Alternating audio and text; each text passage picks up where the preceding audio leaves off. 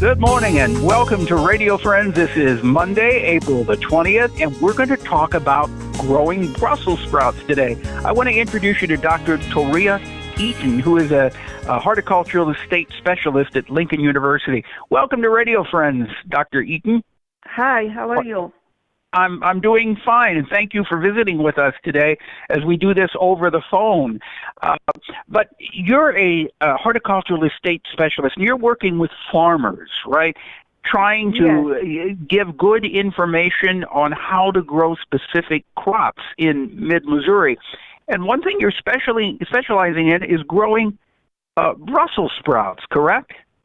Yes, Brussels sprouts is increasing in popularity because it is really very nutritious crop.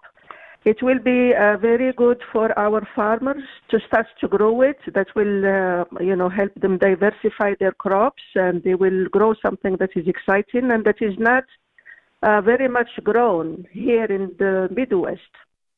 Do you think that farmers now will start growing more Brussels sprouts in Missouri?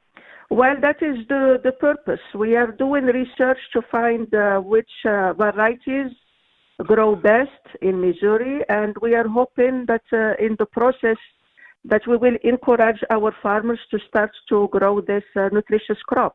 Yeah. Now, they're a little bit different to grow, aren't they, than most vegetables? Now, our audio person, Aaron Hay, I was talking to him before we went on. He grew Brussels sprouts about 4 years ago, and he said they take all year long. Is that right? Well, it depends on the varieties. The challenge with Brussels sprouts is that they are cold crops. They grow best in cold weather, like the Northeast. Right. And what we are trying to do now is to introduce these crops to the Midwest, and to do that we are trying to find the best varieties that is grown best in this climate of the Midwest. We are also looking in which dates these varieties should be planted outside to grow best and to give productive yield. Now, if farmers listening to us right now want more information about this, can they contact you at Lincoln University? Yes, definitely. Please contact us. My email address is eatonT@lincolnu.edu. Okay, and that's Eaton, EATONT, at lincolnuniversity.edu. If anybody listening wants more information about growing these, which could be a very important crop for Missouri, right? Yes. All right. Doctor, thank you so much for visiting with us today. I appreciate it. And I love Brussels sprouts. But I'm gonna get information from you on how to grow them in the garden. All right? Okay, wonderful. Thank you. Bye. Thanks, Doctor. Bye-bye. All right, so we go from Jefferson City on the phone to Columbia on the phone, and I've got Kelsey Hammond with us from the Columbia Art League. Good to have you, Kelsey. Thanks, Paul. Good to be here. Hey, so what's happening now? The Columbia Art League is closed, but even though you're closed, still things are going on, right? Yeah, so our staff are working behind the scenes from our homes, obviously, to make sure that we are bringing the Columbia Art League to the community in some way. So what we're doing a couple things. One thing is we are hosting some of our gallery shows online.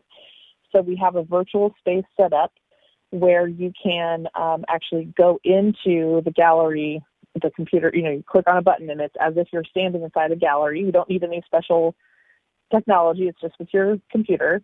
And then you can kind of move yourself around the room to stand in front of the different artworks. So you can have close-up views of those. Yeah, you can look at the whole gallery if you want to. It's pretty cool. So what is the web address? What's the web address that you go to? So you go to columbiaartleague.org. The .org is the important part there.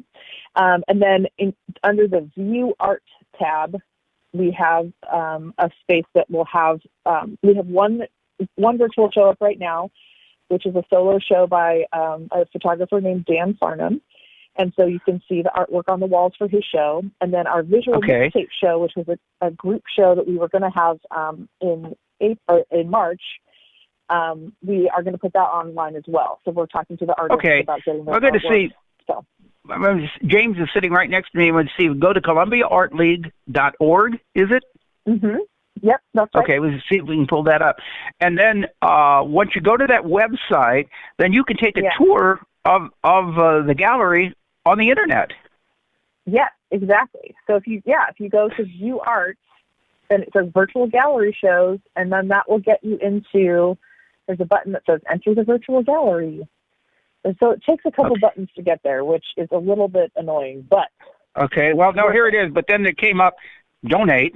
Okay, you can make a donation, then upcoming events, and here are events that you have in the virtual gallery. Now, let's talk about the big event of the year is always Art in the Park. Yes. What's the story on Art in the Park?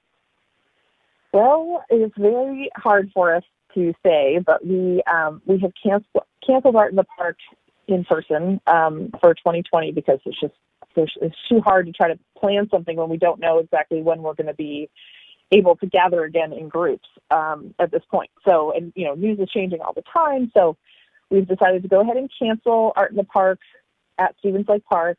But what we're going to do is we're going to have all of the artists who were accepted for Art in the Park who would normally have their booths up at the park.